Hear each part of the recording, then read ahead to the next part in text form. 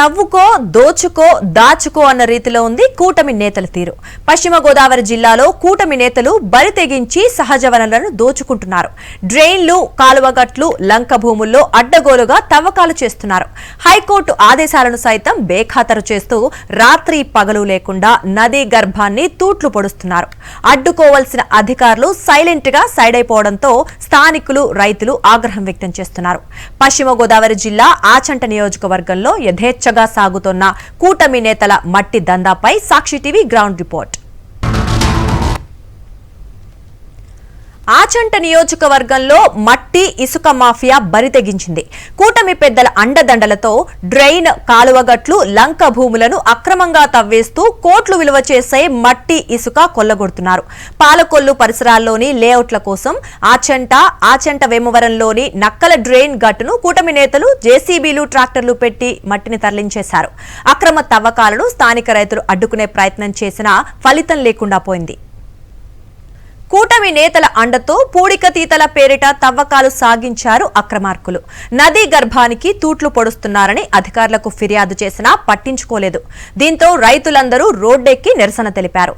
అక్రమంగా మట్టి తవ్వేస్తోన్న అక్రమార్కులపై చర్యలు తీసుకోకుండా చివరకు పోలీసులు అక్రమార్కులకు కొమ్ము కాస్తూ రైతులనే అరెస్ట్ చేసిన పరిస్థితి దాపురించింది.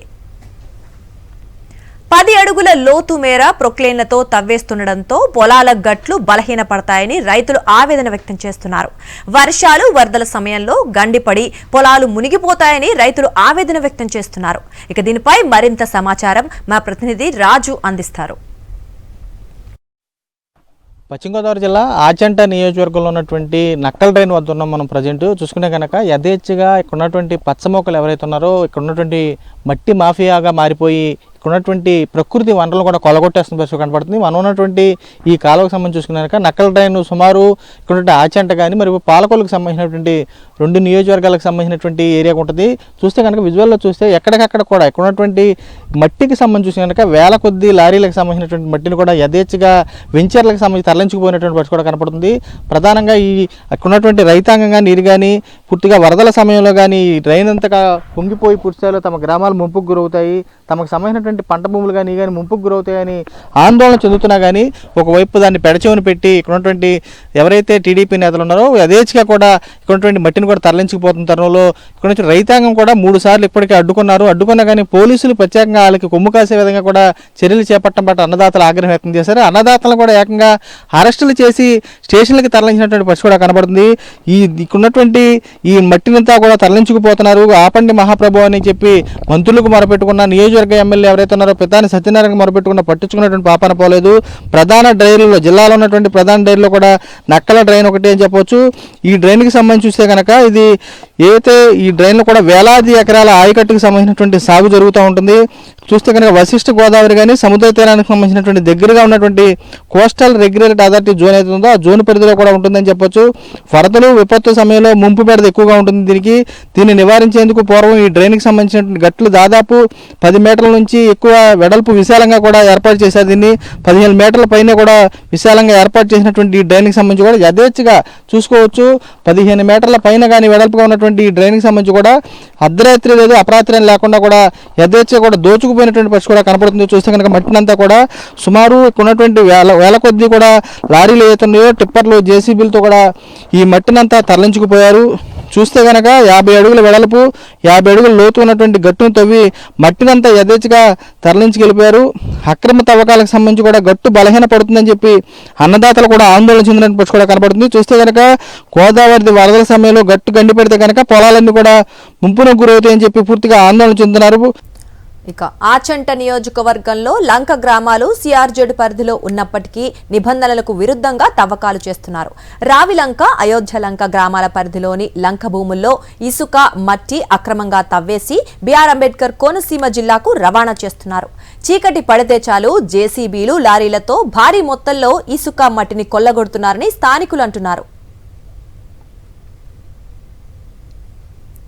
8 కోట్లు 9 కోట్లు దందా సార్ ఇది కూడా చూడండి. నీళ్ళు వచ్చేలాగా తవ్వేస్తున్నారు సార్. గోదావరి వచ్చింది దీంట్లో కలిసిపోతారు. మా కోత గురవుతుందండి. దానిపైన ఊరు కూడా ఉందండి. ఇక్కడ వీళ్ళు బిల్డింగ్లు కట్టుకున్నారు రైతులు కొంతమంది లంకలకు వచ్చేసి.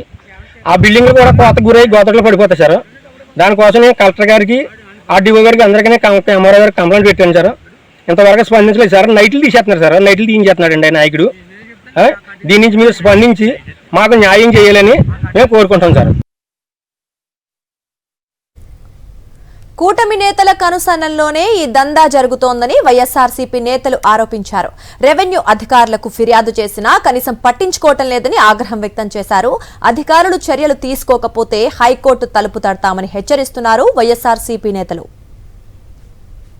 రెవెన్యూ డిపార్ట్మెంట్ పోలీసు వారికి కింద నుంచి పై స్థాయి ప్రతి ఒక్కరు కూడా మరి మేము ఫిర్యాదు చేయడం జరిగింది. మరి ఎవరు కూడా కనీసం పట్టించుకోకుండా నమ్మక రీతిలో వ్యవహరిస్తున్నారు. అధికారులు మరొకసారి తెలియజేస్తున్నాం, ఇది హైకోర్టులో ఉన్నా సరే కోర్టు యొక్క ఆదేశాన్ని సైతం ధిక్కారం చేసి మరి ఇక్కడ రావులంకలో ఇసుక తరలించే ఏర్పాటు గత 4 రోజులుగా మట్టి తరలిస్తున్నారు. ఇది ప్రధానంగా ఎవరైతే తొలగిస్తామో అందరి పేర్లతో సహా మరి రేపు మరి ఒక 2-3 రోజుల్లోనే మరి హైకోర్టులో కంటెంప్ట్ చేయడం జరుగుతుంది.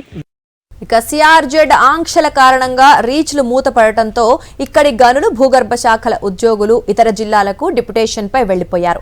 దీంతో పట్టించుకునేవారు లేకపోవడంతో జిల్లాలో గోదావరి తీరం వెంట బొండు ఇసుక, మట్టి అక్రమ తవ్వకాలు నిరాటంకంగా సాగుతున్నాయని స్థానిక రైతులు ఆరోపిస్తున్నారు. అక్రమార్కులకు అండగా స్థానిక ఎంఆర్ఓ ఉన్నారని ఆరోపణలు గుప్పించారు.